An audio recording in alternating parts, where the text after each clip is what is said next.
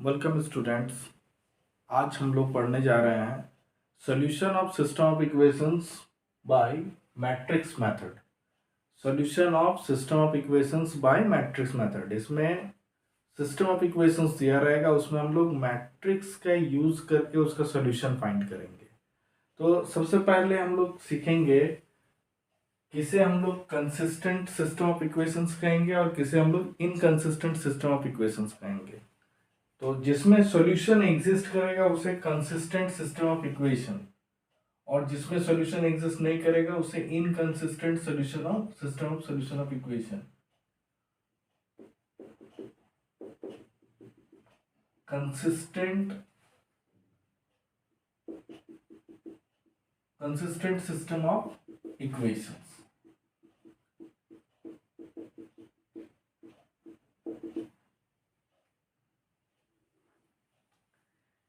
If the solution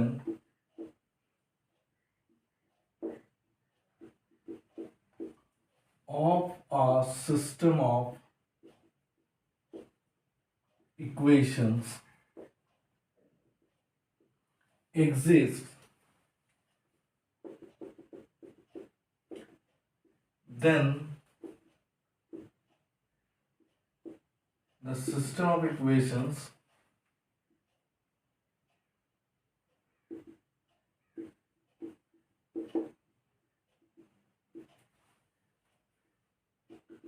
is said to be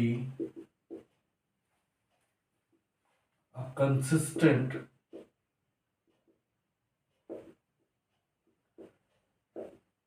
system of equations. Solution exists. The solution may be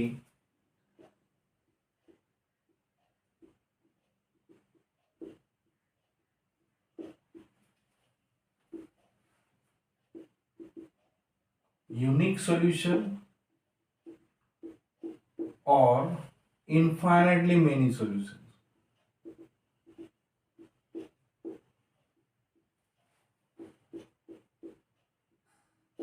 solution या तो unique solution हो सकता है या फिर इनफाइनाइटली मेनी सॉल्यूशन हो सकता है।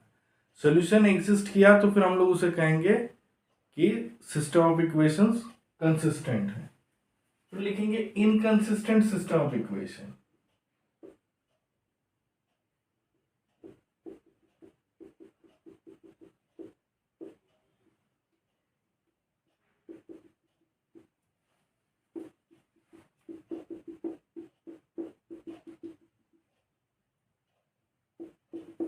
इनकंसिस्टेंट सिस्टम ऑफ इक्वेशन मतलब हो गया जो कंसिस्टेंट का ऑपोजिट, तो सॉल्यूशन एग्जिस्ट नहीं करेगा। If the solution of a system of equations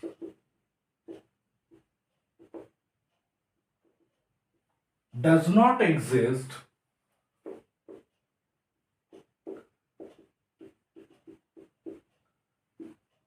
then the system of equation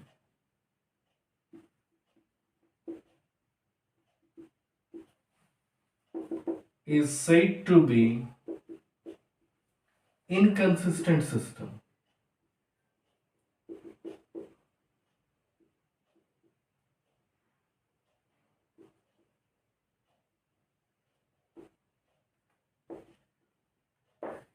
Then the system of equations is said to be inconsistent system. तो यहाँ पे हम लोग क्या सीखे? Consistent system of equation. If the solution of the system of equations exist, वो या तो यूनिक सॉल्यूशन हो या फिर इनफाइनाइटली मेनी सॉल्यूशंस हो, तो फिर हम लोग कहेंगे the system of equation is consistent.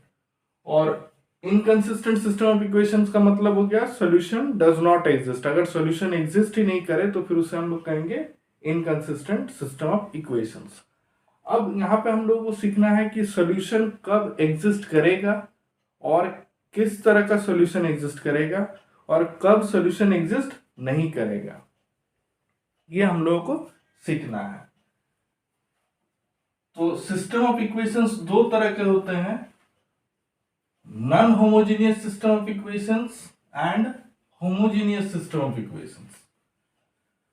ये दोनों के बारे में अभी हम लोग पढ़ेंगे।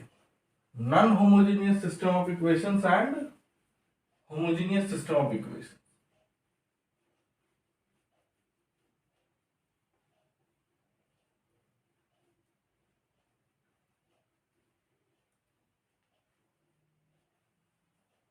Solution of non-homogeneous system of equations.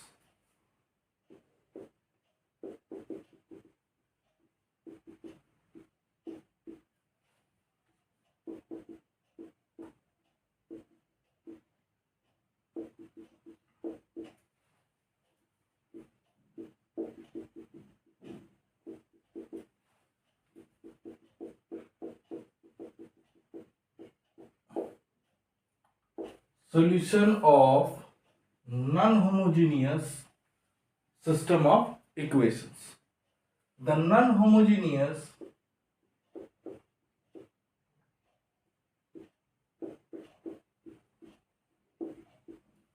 system of equations is given by, non-homogeneous system of equations को किस तरह लिखा जाता है?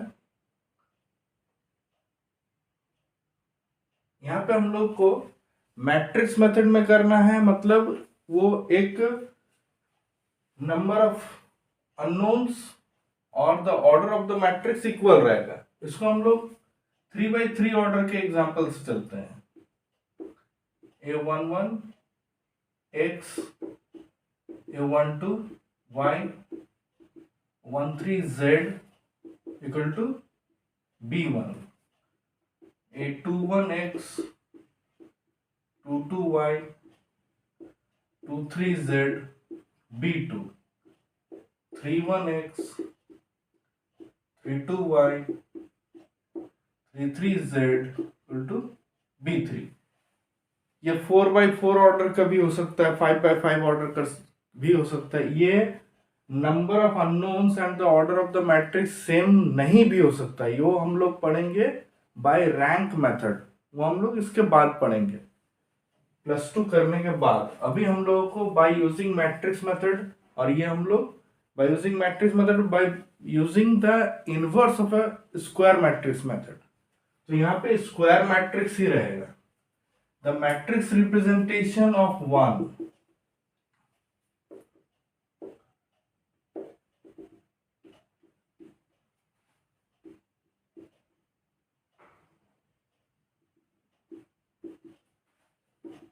is given by, इसको हम लोग इस तरह लिख सकते हैं. A11, A12, A13, 21, 22, 23, 31, 32, 33, x, y, z is equal to, इसको B11, B21, B31 लिख देते हैं. B11, B21, B31.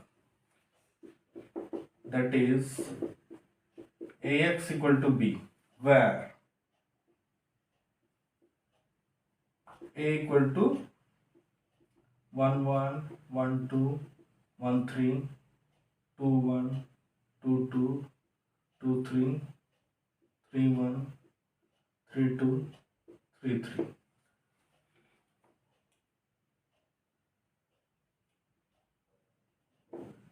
x equal to हो गया x y z. यही हमको फाइंड करना है, x ही हमें फाइंड करना है.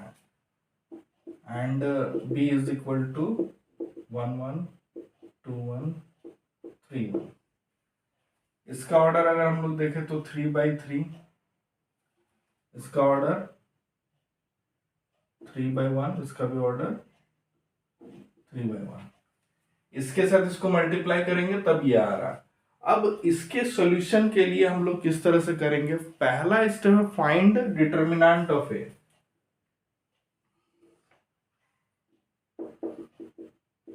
Step 1, find determinant of A. If determinant of A is not equal to 0, अगर determinant of A 0 नहीं हो गया, then A is invertible and A inverse exists. So find A inverse. Then the solution is given by, देखिए ये Ax equal to be है, तो अगर हम लोग solution is given by x equal to A inverse into B, since A inverse into Ax equal to A inverse into B, next step में A inverse into A into x equal to A inverse B, इसके next step ये I equal to A inverse B, then finally ये x equal to A inverse B. Then the system of equation has unique solution.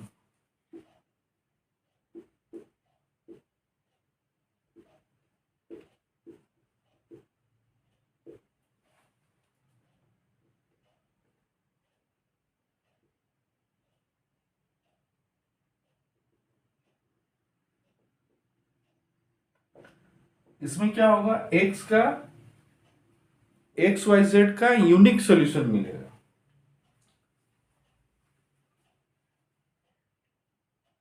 If,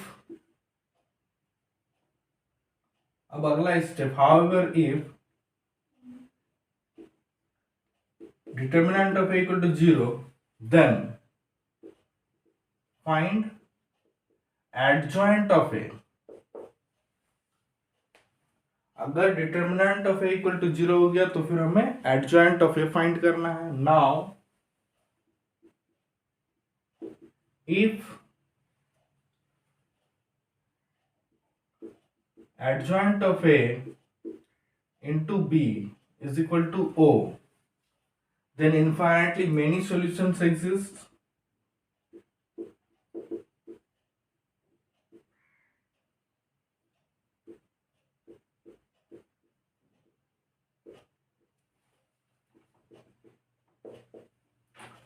Or if adjoint of A into B is not equal to O, then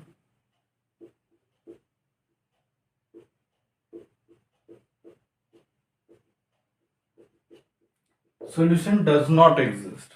Then solution does not exist.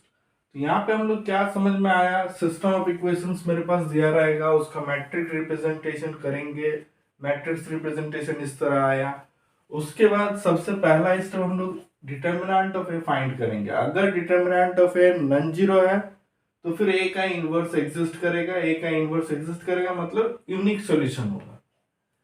तब ये जो system of equations का unique solution हो गया. अगर ये determinant of a non zero आया तो ए इनवर्स एग्जिस्ट होगा, यूनिक सॉल्यूशन होगा. अगर यहाँ पे फिर नेक्स्ट स्टेप में डिटर्मिनेंट ऑफ ए अगर जीरो हो जाता है तो फिर हमें एडजॉइंट ऑफ ए फाइंड करना है. अगर adjoint of A into B equal to null matrix आया तो फिर इनफाइनाइटली मेनी सॉल्यूशंस होगा. और if adjoint of A into B अगर नल मैट्रिक्स नहीं आया तो फिर सॉल्यूशन एग्जिस्ट नहीं करेगा. तो ये वाले केस में इनकंसिस्टेंट होगा और ये दोनों केस में कंसिस्टेंट होगा. सॉल्यूशन एग्जिस्ट किया मतलब कंसिस्टेंट. ये हम लोग आज solution of system of homogeneous system of equations पढ़े. इसके नेक्स्ट लेक्चर में हम लोग इसके प्रॉब्लम्स को पढ़ेंगे. फिर होमोजेनियस सिस्टम ऑफ इक्वेशंस को भी हम लोग को पढ़ना है. होमोजेनियस सिस्टम ऑफ इक्वेशंस में सिर्फ थोड़ा सा अंतर रहेगा.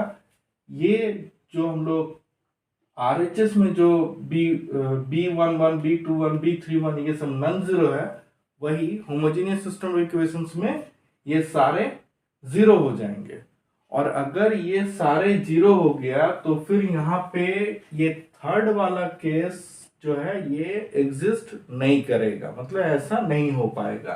अगर determinant of a non zero है तो फिर ए इनवर्स एग्जिस्ट करेगा. तो फिर यहाँ पे हम लोगों को x का वैल्यू जीरो आएगा, मतलब x y z तीनों जीरो, क्योंकि b मेरा जीरो रहेगा, b मेरा नल मैट्रिक्स रहेगा. तो ये एक्स वाई जेड तीनों जीरो रहेगा. उसको लिखेंगे zero. Solution is the only solution. Zero solution is the only solution. अगर डिटर्मिनेंट ऑफ ए जीरो आया तो adjoint of A into B भी मेरा नल मैट्रिक्स ही आएगा, क्योंकि बी मेरा ऑलरेडी नल मैट्रिक्स रहेगा सिस्टम ऑफ होमोजीनियस इक्वेशन में। तो बी अगर नल मैट्रिक्स रहा तो adjoint of A into B equal to O ही होगा, तो वहां पे मेरा इनफाइनाइटली मेनी सॉल्यूशंस होगा। इसका मतलब होमोजीनियस सिस्टम ऑफ इक्वेशंस में या तो unique solution that is zero solution और इनफाइनाइटली मेनी सॉल्यूशंस। मतलब होमोजीनियस सिस्टम ऑफ इक्वेशंस में सॉल्यूशन एग्जिस्ट होगा ही, वो सारा का सारा इक्वेशंस कंसिस्टेंट होंगे। और नॉन होमोजीनियस सिस्टम इक्वेशन में इनकंसिस्टेंट होने का सिर्फ यही एक तरीका है, जब adjoint of A into B अगर नल मैट्रिक्स नहीं आया। अदरवाइज अगर ए इनवर्स एग्जिस्ट किया तो यूनिक सॉल्यूशन, और adjoint of A into B अगर नल मैट्रिक्स आया तो फिर इनफाइनाइटली मेनी सॉल्यूशंस।